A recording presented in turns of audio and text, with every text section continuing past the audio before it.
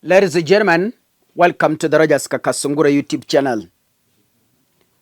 It is in the public domain and it has already been announced that Kenya is set to change its banknotes.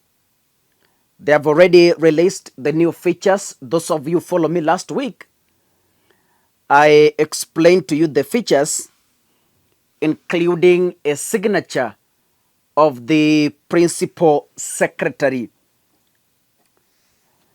Having that done, the CBK having proposed the features that should be included in the new banknotes,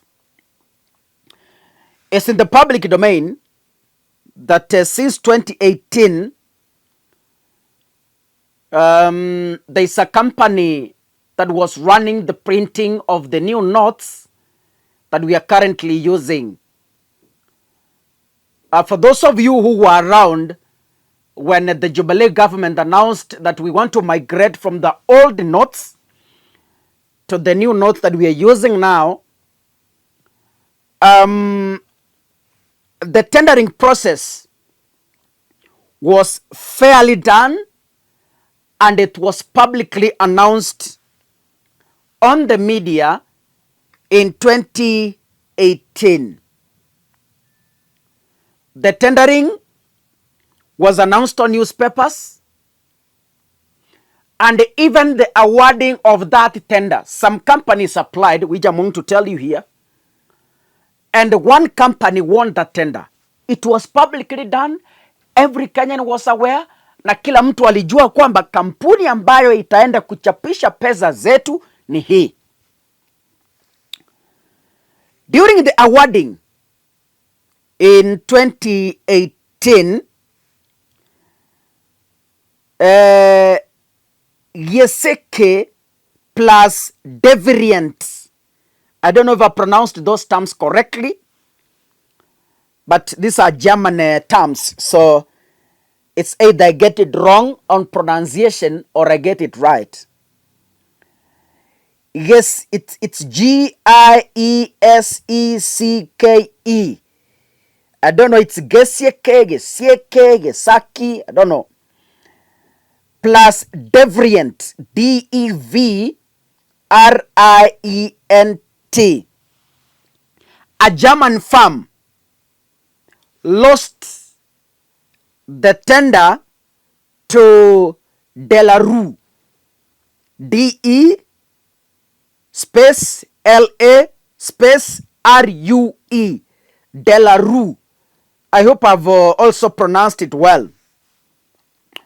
Delarue is the one that was awarded, publicly awarded the tender to print the new banknotes we are using now.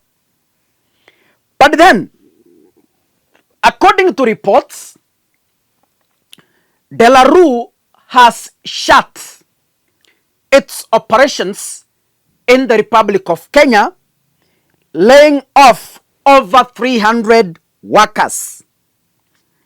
Delarue had a branch in Kenya and they were printing the banknotes from Kenya. It has closed its business. Now, there's a confusion here. Delarue is shutting business. And after shutting business, the Kenya Kwanza government is coming up with new notes. And in those new notes, it wants to award a different company.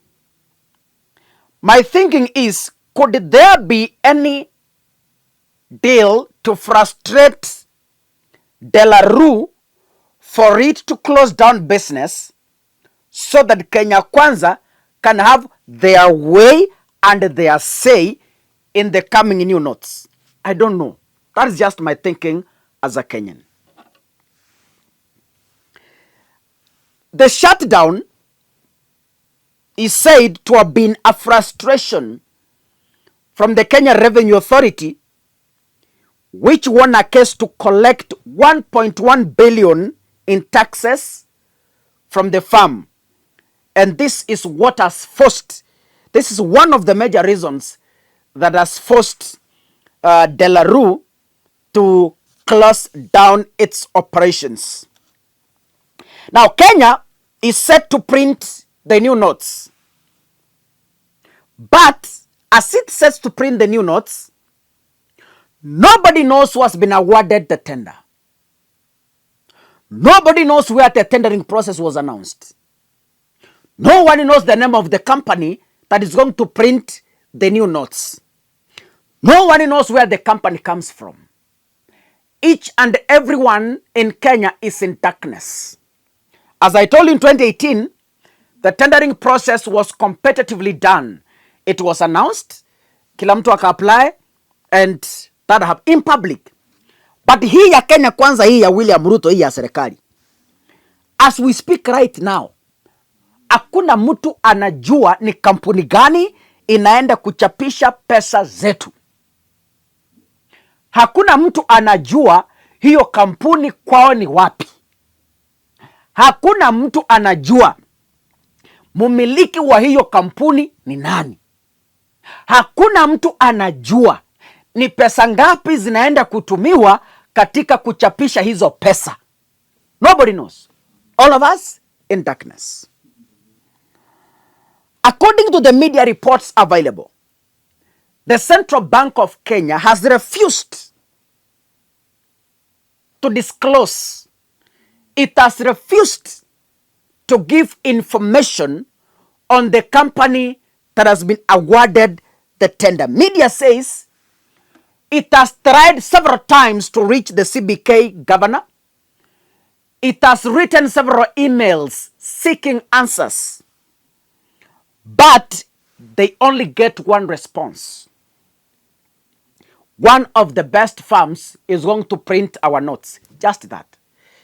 This one of the best firms has no name, has no owner, has no location. Nobody knows where it's located. Hakuna mtu anajua.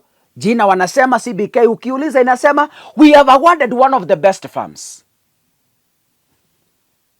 Now, the big question lies here. Why is Kenya printing the new notes? That is the question.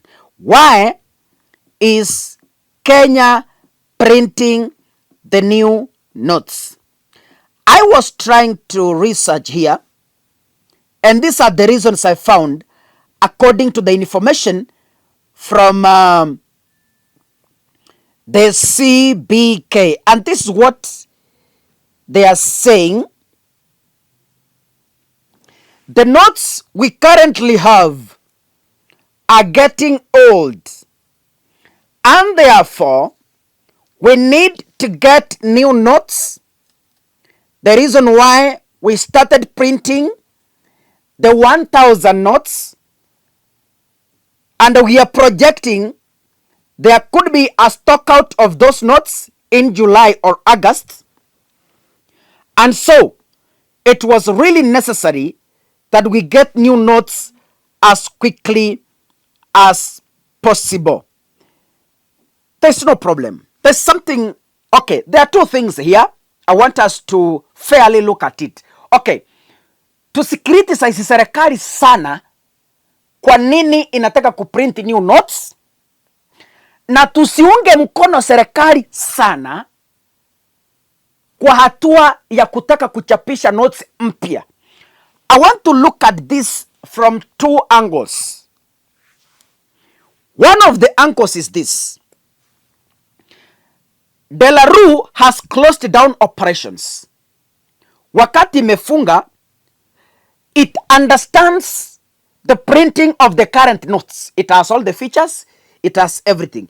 So even if it has closed, it can secretly print the banknotes. I don't know, but I don't know how money is being controlled. That's a hard topic for me because I'm not an economist. But those who understand, maybe you will, I stand corrected. I will appreciate if you explain to us at the comments. But let me reason as a layman. Wacha nifikirie kama Mkenya wa kawaida. Labda Delaru vile imefunga, imeenda na zile features za Kenya. So, hata kama imetoka bado, inaweza print hizo pesa kwa sababu iko na kila kitu. That is why maybe Kenya decided to change the features to bury Belarus access to the new notes so that tubaki tu na hii mpya. I'm just reasoning. That is one take. The second take, could it be there is an hidden deal in the government? Kwa sababu you all know we are economically struggling, tuko na madeni, hatuna pesa. Could be a deal from Kenya Kwanza to print more money to use in 2027 campaigns? I'm just thinking. Now, as I think, there are three questions I want to ask. If the deal is genuine, why can't we continue printing the same notes that we've been using? Kama pesa imekuwa kidogo, basi si tunaongeza. Using the same features si tunatumia. Kama pesa imekuwa kidogo, enda print, ongeza. Question number 2. If the deal was genuine, why is the tendering process this secretive that the government doesn't want anyone to know, even the media? Why is it this secretive? And the last question. Is there any deal that Kenyans are not supposed to know? Your guess is as good as mine. God bless you, ladies and gentlemen. See you in the next video. Asanteni sana.